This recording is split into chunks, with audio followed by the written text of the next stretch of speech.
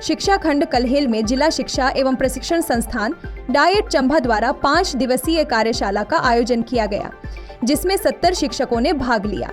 इस कार्यशाला का उद्देश्य नर्सरी के बच्चों को पढ़ाने के लिए नवीनतम शिक्षण विधियों और तकनीकों से शिक्षकों को अवगत कराना था।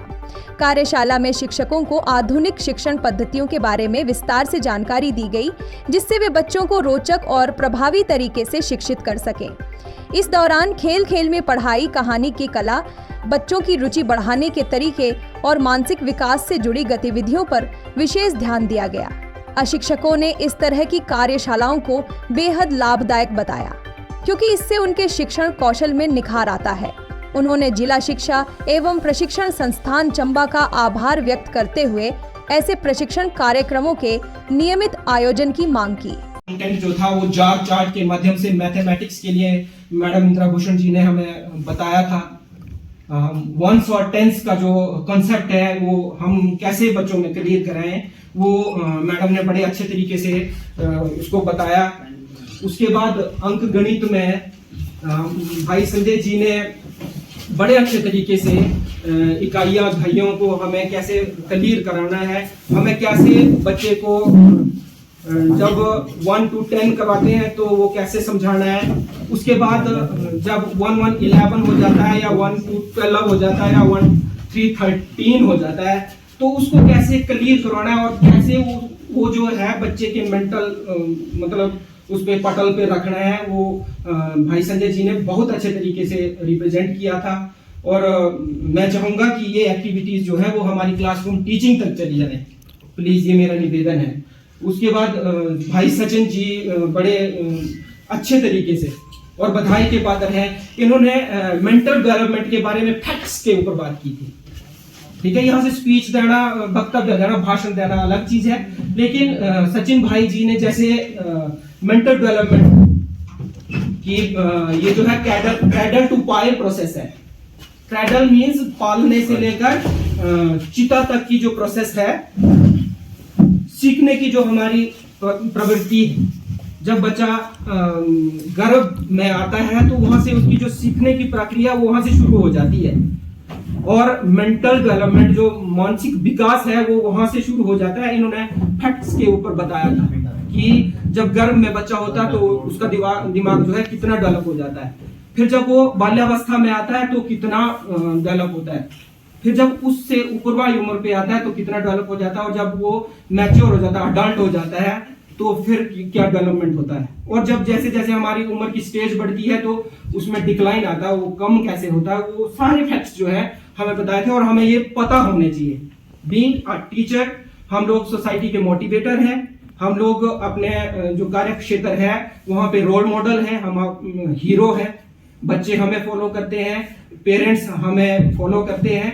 तो ये चीजें हमें पता होनी चाहिए। जब हमारी एसएमसी की मीटिंग होती है या हम अपने कार्य क्षेत्र में एसएमसी के लिए ट्रेनिंग प्रोग्राम शेड्यूल रखते हैं, तो ये चीजें उन तक पहुंचनी चाहिए।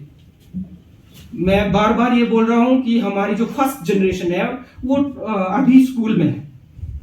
बोलने का मतलब ये है कि अभी हमारी जो महिला शक्ति है वो अभी एजुकेटेड नहीं है। उनको एजुकेट करना हमारा काम है, उनको मतलब वो पढ़ाई की समझ तक ले जाना हमारा काम है। तब ये जो प्रोसेस है वो पैरेलल काम करेगी और हम लोग जो है अपने उद्देश्य तक पहुंच पाएंगे। और भाई भूषण जी ने बड़े अच्छे तरीके से अपने कॉन्सेप्ट को हमारे बीच में रखा था, एक एक बिंदु को इन्होंने हमें समझाया था। अब वो जो कॉन्सेप्ट्स हैं वो हम आगे कैरी फॉरवर्ड करेंगे, वो बच्चों तक पहुंचेंगे, तो हमारा जो उद्देश्य है वो पूर्ण होगा। इसके बीच में हमारा चाय काल भी रहा, हमने चाय का आनंद भी लिया। उसके बाद दिन को हमें भोजन की व्यवस्था थी। तो इस सारी जो ताम झाम है उसके लिए मैं चाहता हूं कि हमारे बीपीओ सर को एक बार जोरदार तालियां बजानी चाहिए। ये हमें ज्ञात है। ये इस 5 दिवसीय कार्यशाला की क्लोजिंग सेशन में आप सभी का हार्दिक स्वागत है। इसके लिए, इस वर्कशॉप के लिए कैपेसिटी को आपकी बिल्ड करने के लिए जो भी कंटेंट रखा था उस संपूर्ण कंटेंट पर शायद हमारे ARP ने विस्तृत चर्चा की है और आपके जो डाउट थे उनको भी दूर किया होगा, निसंदेह, मुझे पूरा विश्वास है। अब बात आती है उस कंटेंट को क्लासरूम तक ले जाने की, तो ये आपके ऊपर निर्भर है। आप चाहें तो उस कंटेंट को बढ़ा चढ़ा करके भी अपनी क्लास को उस चीज का फायदा ले सकते हैं। अगर आप ना चाहें तो कुछ भी नहीं हो सकता। लेकिन हम सभी ने बड़े पॉजिटिव वे से काम करना है। परिस्थितियां जो है वो विपरीत भी हो सकती हैं, लेकिन उन परिस्थितियों को अनुकूलता में बदलने के लिए हमारे प्रयास जो है वो बड़े मायने रखते हैं। इसलिए पॉजिटिव प्रयासों के साथ हमने अपने बच्चों के साथ काम करना है और अपने बच्चों को इस चीज का फायदा देना है। ठीक है। इन 5 दिनों में मौसम की बेरुखी के कारण जिस किस्म की हमारी एक अच्छी से अच्छी कार्यशाला होनी चाहिए थी वो नहीं हो पाई। भगवान के आगे किसी का जोर नहीं चलता है। कोई बात नहीं, इस कमी को भूषण जी हम अगली वर्कशॉप में दोबारा आपको आमंत्रित करेंगे और दोबारा फिर इस कमी को पूरा करेंगे।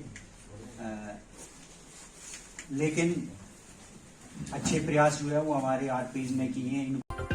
कार्यशाला के समापन अवसर पर संबंधित अधिकारियों ने शिक्षकों को प्रोत्साहित किया कि वे अपने विद्यालयों में सीखी गई नई शिक्षण विधियों को अपनाएं, जिससे छात्रों के सीखने की प्रक्रिया को और अधिक प्रभावी बनाया जा सके।